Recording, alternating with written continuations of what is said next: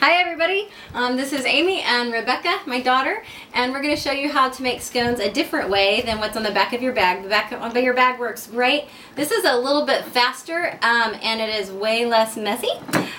So if you're in a real big hurry and you don't want to make a mess and you don't care that the scones look perfectly triangle, this is a nice way to do it, okay? And they taste phenomenal.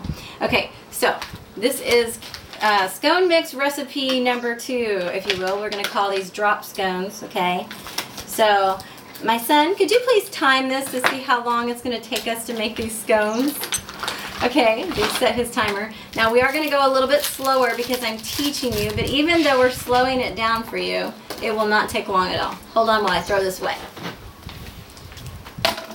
Okay. Why, you didn't do a dance for him while I was gone? Okay, so we're going to cut open our inner bag. Okay, and by the way, we're outside in beautiful Hawaii because we wanted you to see how lovely it is here. Okay, take that out.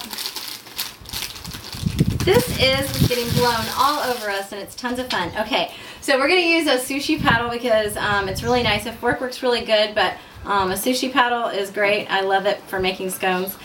So if we ever sell rice paddles on our website, you'll know why, because it's really great because it's nice and small and strong. Okay, so you take your fork or your rice paddle and you kind of mix your dry mix. Just a second. It's already pre-mixed for you, but sometimes things settle. And so we're going to measure out our cream. Normally our scone mix requires 3/4 to 1 cup of heavy cream, and the instructions on the back of your bag.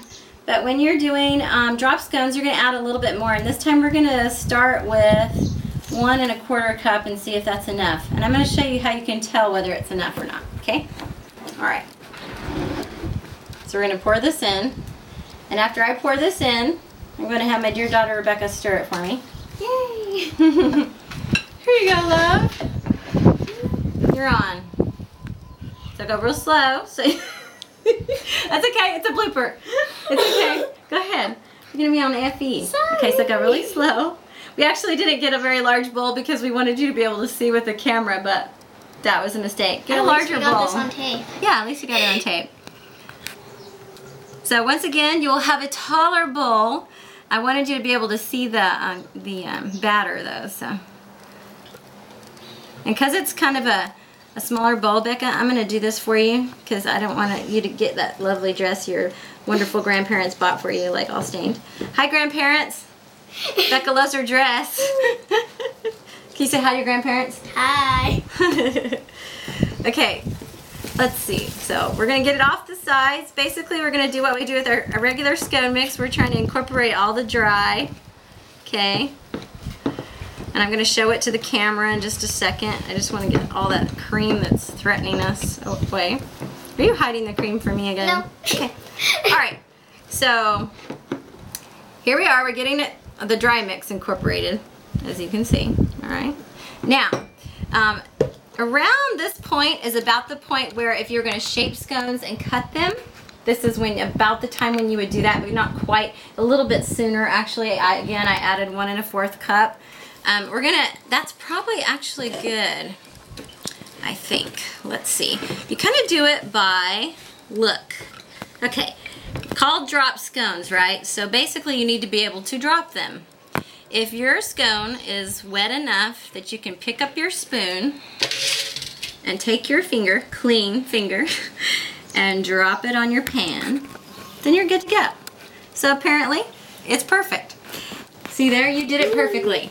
Okay. So, if it's still a little heavy and it's not coming apart for you, then add just maybe another tablespoon. You don't want to add too much. You don't want them just sloppy running everywhere. Okay, but this one's about the right consistency. So that was 1 1/4 cup. It may vary by a tablespoon here and there. And just pick it up, drop it. You can kind of shape it if you want, but you know, that works pretty good. Those are a little close together because I'm using a small toaster pan. Normally I would have a big cookie sheet.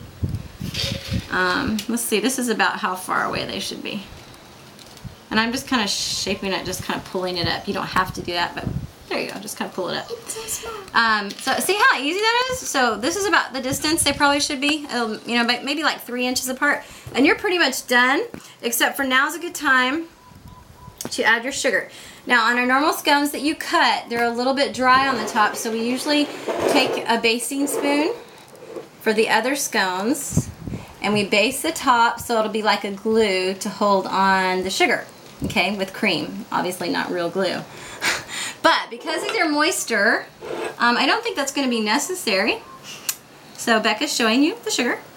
So just take your sugar and sprinkle it on, and it should stick because it's pretty sticky right now.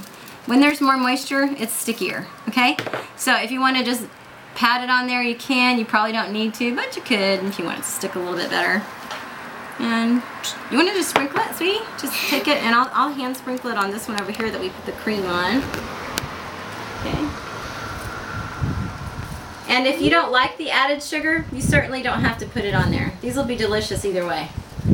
But we like it. The sugar on top of a scone brings a little bit more crunch to it as well. More texture, makes them a little bit prettier.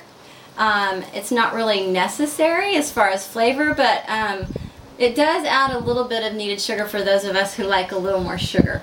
But most importantly, it adds a crunch to the outside of the scone, which I really prefer that. You can also avoid the sugar and do like an egg wash with egg whites and brush that with your little pastry thing over the top. And you can even use cream. That'll give a little bit of crunch. But again, I do favor sugar on the top, but that's just me. Some people also ice them when they're done. So we're pretty much already done and they're ready to go in the oven. How long was that, Daniel? Oh, like 5 minutes. 5 minutes, yeah, so it's pretty fast. And that was me going in slow motion and Becca making a mess. And so it's okay, you're awesome. Okay, some people also ice your scones, and Duncan Hines makes this new really cool icing that comes in a container that looks kind of like chocolate syrup, but it's an icing, and you microwave it for 10 seconds. And after your scones come out of the oven, you just squirt it on the top and it'll actually dry, and it's so cool. It's made by Duncan Hines. It's in the cake section of your grocery store. So there you have it. Really simple, really fast, and unless you use too small of a bowl, you actually won't make a mess because you don't have to get any flour on your countertop. You don't have to get a big heavy knife and cut it and do anything like that. So this is a really fast, easy way to make our scone mixes. This one is called drop scones. Thank you. Woo!